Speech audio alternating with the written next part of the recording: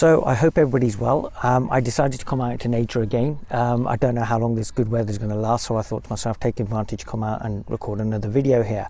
It's been interesting because I was recording a video and then the camera just shut off, and then I thought, well, that's interesting. So obviously that wasn't meant to see the light of day. So I've decided to re-record, and there's so much I want to obviously talk about, and no doubt over the next couple of months this content will start showing up in different ways and forms.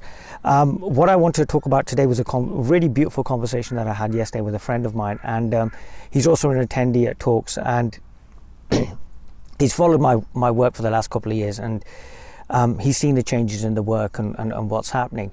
And he confessed that he could feel that the energy was completely changing within the group with what was going on, with what was being communicated, and it was causing some concern. Midway through the conversation, I used the words, sometimes we do freak out, and it seemed to resonate with him. And it reminded me of a talk I did many, many years ago in which I talked about the fact that sometimes when we're feeling uncomfortable, when we're feeling fear, we're feeling these negative emotions that we try so hard to suppress or get away from.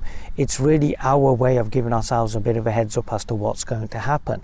And a personal example of that is a couple of months ago. I remember just sitting there on a sofa, like breathing really, really deeply, being really freaked out, getting hardly anything done in my day because I just felt something was changing.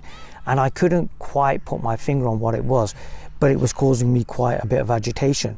And I also knew that I couldn't get away from these emotions. So unfortunately, I don't drink, I don't do drugs, I don't do anything like that. So I didn't have any of these traditional things that I could fall back on. I then just had to face these emotions. And it was a process. And now what I found is, having gone through that, I'm now in this place where there's a real joy in what I'm doing. I'm really enjoying what I'm doing. I'm really looking forward to seeing where this journey takes me. Public events are starting again. I've got this beautiful group of friends that are gathering, and it's really allowing me to really explore this topic of self-realization. I don't feel I've really got it down to a T as to what I want to say, but I'm really enjoying that process of coming out and exploring and these ideas formulating, and it's a beautiful place to be. However, I realized that I needed to go through that process in order to be sitting here today. Had I decided instead that I was just going to suppress these emotions, I was going to get away from them, what would have happened was I was just delaying the inevitable and just giving myself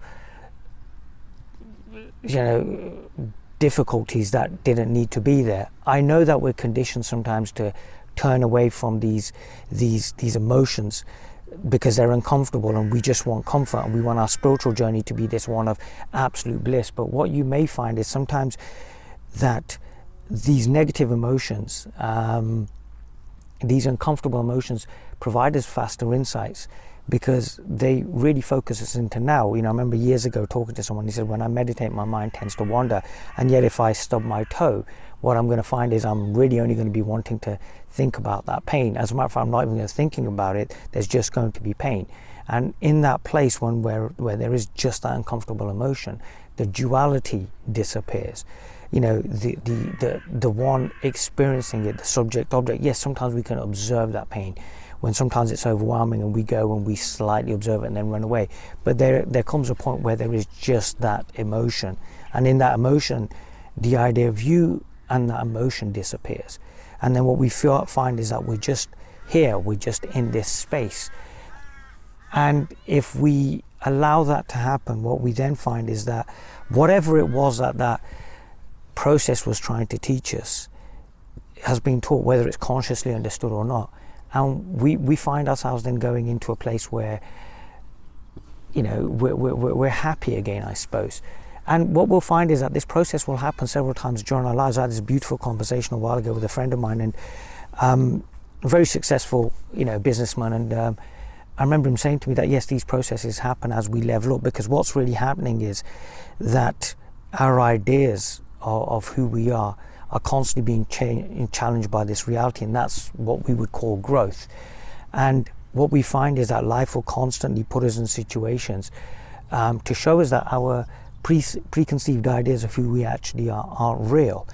So in that sense, this agitation. It's just really a period of we could use the word growth, we could use the word change, or really use it as a process, or use even the word of realizing that our limits aren't real. The thing I've found over the last couple of years doing this work is that I have found that my ideas on who I believe I am have been constantly challenged. I'm now doing things I never ever thought I would be doing, and it's incredible sometimes, and it's not easy, but I'm so grateful that I'm constantly deepening in this realization of who I truly am. And yes, we can see that as growth, or we can see that as change, but I think we're constantly changing, and yet in that constant change there is just this singularity which has never gone forward or gone backwards, moved. It just simply is,